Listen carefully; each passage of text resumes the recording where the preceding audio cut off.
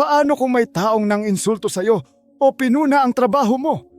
Isipin mo, nasa meeting ka at biglang may nagsabi na hindi maganda ang ginawa mo.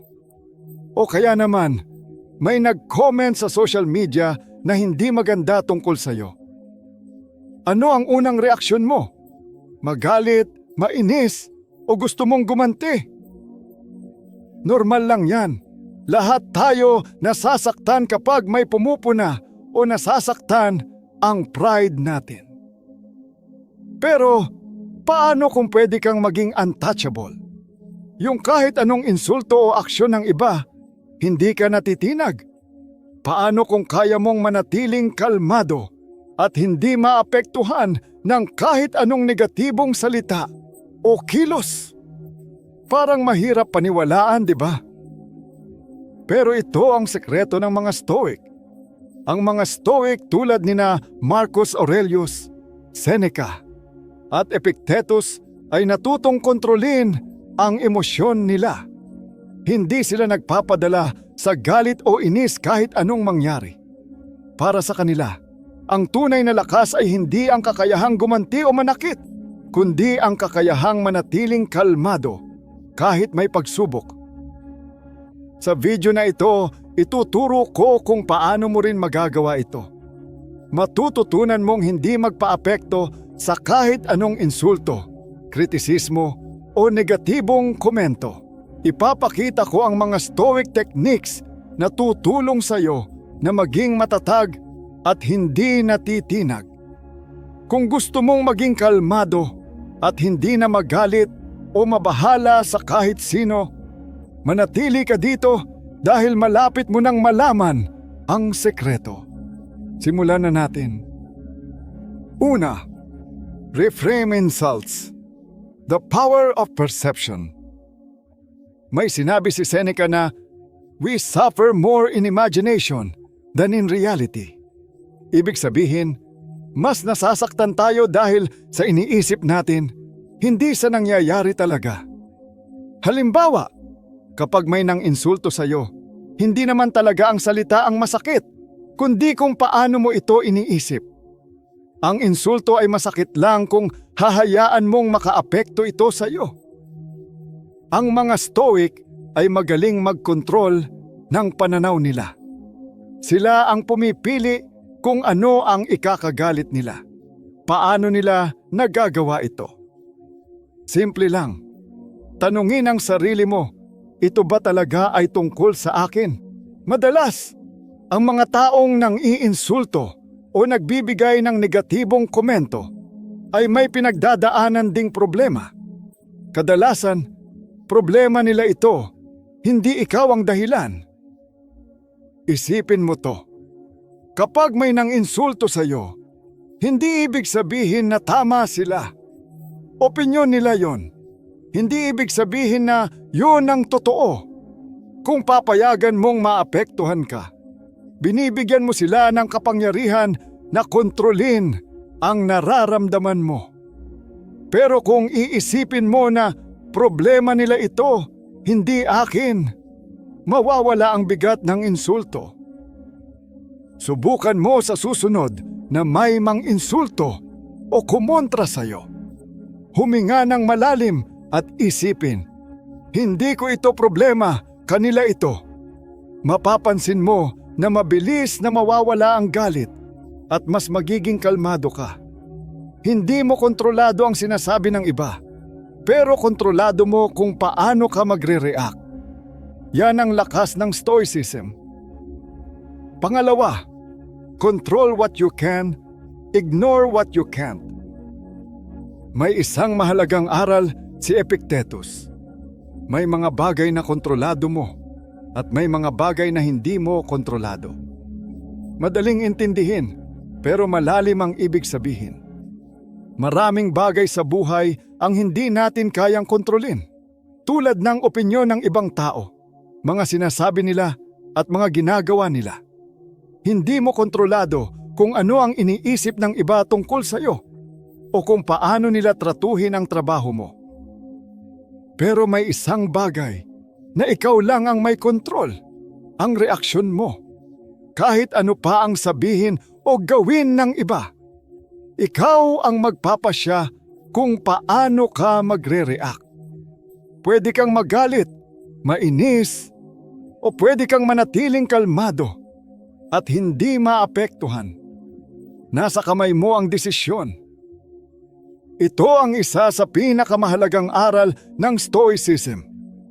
Ituon ang pansin sa kaya mong baguhin, ang sarili mong kapayapaan ng isip.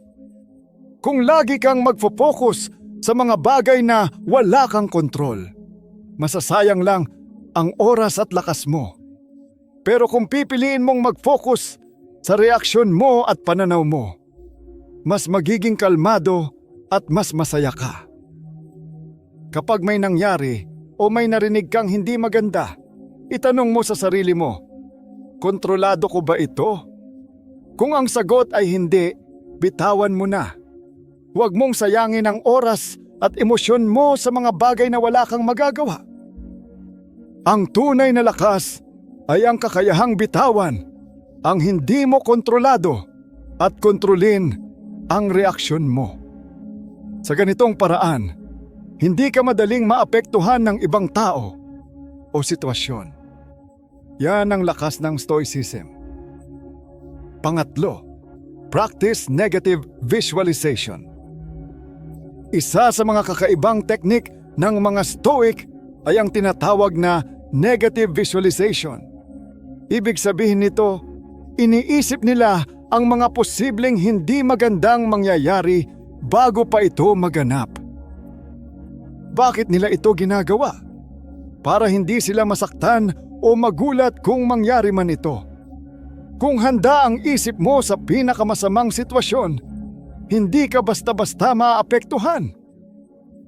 Halimbawa, kung may isip mo na may taong pwedeng maging bastos o walang modo na makakasalamuha mo ngayong araw, hindi ka na magugulat o maiinis kapag may nagsalita ng hindi maganda sa iyo.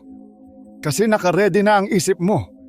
Sa halip na magalit, mananatili kang kalmado dahil inasahan mo na ang sitwasyon. Ganito ang ginagawa ni Marcus Aurelius araw-araw. Sinabi niya, "Today, I will encounter people who are selfish, rude, and arrogant. But I will not let it disturb my peace." Alam niya na may mga taong hindi maganda ang ugali, pero pinili niyang huwag magpaapekto. Paano mo rin ito magagawa? Simple lang. Bawat umaga, maglaan ng 30 segundo para isipin na may mga taong makakasalamuha ka na pwedeng bastos, selfish, o walang respeto. Tandaan, hindi mo kontrolado ang ugali nila. Ang kontrolado mo lang ay kung paano ka magre-react. Kapag ginawa mo ito araw-araw, mas magiging kalmado ka sa buong araw dahil handa na ang isip mo sa kahit anong sitwasyon. Hindi ka magugulat o magagalit dahil inaasahan mo na ito. Yan ang kapangyarihan ng negative visualization. Pang-apat, respond with indifference. Isa sa pinakamabisang paraan para hindi magalit o maapektuhan sa sinasabi ng iba ay ang manatiling kalmado o hindi na lang mag-react. Sa madaling salita, magdedma. Bakit? Kasi walang makakapagpasiklab ng galit kung hindi ka papatol. Isipin mo ito, parang apoy na walang hangin, mamamatay ito. Kung hindi mo papatulan ang pang-aasar o pang-iinsulto ng iba, mawawalan sila ng kapangyarihan sa iyo.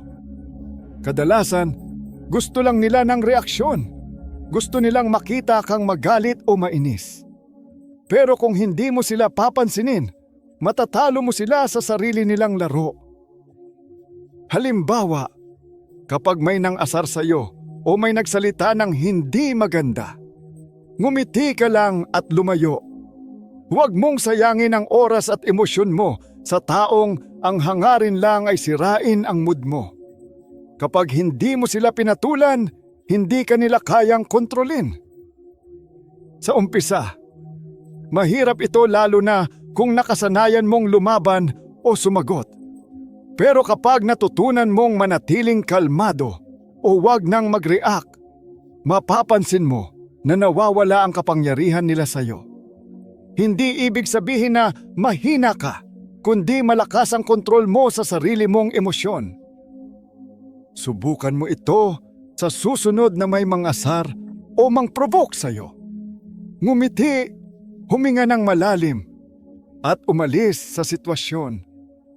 Makikita mo kung paano sila maiinis dahil hindi ka nila nakuha sa gusto nila. Yan ang kapangyarihan ng pagiging indifferent o hindi pagpapadala. Panlima, strengthen your mind through daily discipline. Ang Stoicism ay hindi lang filosofiya, kundi isang disiplina. Hindi sapat na basahin lang ang mga aral nina Marcus Aurelius, Seneca at Epictetus. Kailangan itong isabuhay at gawin araw-araw. Parang pag-ehersisyo sa katawan, kailangan palakasin ang isip sa pamamagitan ng araw-araw na practice. Paano mo ito gagawin? May 3 simpleng paraan. Una, magnilay, meditation. Maglaan ng 5 to 10 minutes bawat araw para manahimik at mag-focus sa paghinga. Ang ganitong pagmumuni-muni ay nakakatulong para kumalma ang isip at maging malinaw ang pag-iisip. Kapag kalmado ang isip, mas madali mong makokontrol ang emosyon mo. Pangalawa, magsulat sa journal araw-araw. Ibahagi ang nararamdaman mo sa pamamagitan ng pagsusulat. Isulat ang mga karanasan mo, lalo na yung mga sitwasyon na kinainis mo o nagdulot ng stress. Sa pagsusulat, mas mauunawaan mo ang sarili mong emosyon at matutunan mong kontrolin ang mga ito. Pangatlo, pag-isipan ang mga sitwasyong nag-trigger sa iyo. Balikan ang mga pagkakataon kung saan nagalit ka o na-stress. Pag-isipan kung paano mo sana ito na-handle ng mas maayos. Sa ganitong paraan, matututo ka sa mga nakaraang karanasan at magiging handa sa susunod na mangyari ito. Habang nagiging mas self-aware ka, mas mahihirapan ang iba na kontrolin ang emosyon mo. Matutunan mong huwag magpaapekto at manatiling kalmado kahit sa mahirap na sitwasyon. Mas magiging matatag ka kapag may problema. Ang sikreto ay araw-araw na pagsasanay. Hindi mo maabot ang pagiging stoic sa isang gabi lang. Kailangan mo itong gawing habit. Kaya simulan mo na ngayon. Maglaan ng ilang minuto araw-araw para magnilay, magsulat sa journal, at mag-reflect. Unti-unti, mararamdaman mo ang pagbabago sa pag-iisip mo at sa reaksyon mo sa mga sitwasyon. Yan ang kapangyarihan ng Stoicism. Ang sikreto para hindi magalit o mabahala sa kahit sino ay hindi sa pag-iwas sa mga taong negatibo o sa mga sitwasyong mahirap. Nasa kakayahan mo itong kontrolin sa pamamagitan ng pagbabago ng iyong pananaw, perception, pagtutok sa kaya mong baguhin, at pagpapalakas ng iyong kaisipan. Natutunan natin mula sa mga Stoic tulad nina Marcus Aurelius, Seneca, at Epictetus na hindi natin kontrolado ang sinasabi o ginagawa ng ibang tao. Pero kontrolado mo kung paano ka magre-react. Sa video na ito, tinalakay natin ang 5 makapangyarihang teknik ng Stoicism. Reframe insults. The power of perception. Ang insulto ay masakit lang kung papayagan mo. Control what you can, ignore what you can't. Ituon ang atensyon sa kaya mong baguhin. Ang reaksyon mo. Practice negative, visualization. Maging handa sa mga negatibong sitwasyon bago pa man mangyari. Respond with indifference. Huwag patulan ng provocation. Manatiling kalmado. Strengthen your mind through daily discipline. Palakasin ang kaisipan sa pamamagitan ng araw-araw na practice. Ngayon, may challenge ako sa iyo. Sa susunod na 7 araw, kapag may nang provoke o nang asar sa iyo, subukang mag-react ng kalmado. Huwag magpa-apekto, manatiling kalmado at isipin ang mga natutunan mo ngayon. Pagmasdan kung paano nagbabago ang reaksyon ng ibang tao kapag hindi ka nagpatalo sa galit. Ibahagi ang karanasan mo sa comment section para makatulong din sa iba. Kung nakatulong ang video na ito, huwag kalimutang mag-like, mag-subscribe at i-click ang notification bell para sa higit pang Stoic Wisdom. Patuloy tayong maglakbay patungo sa mastery ng ating isipan gamit ang mga prinsipyo ng Stoicism. Salamat sa panunood at kita-kits sa susunod na video.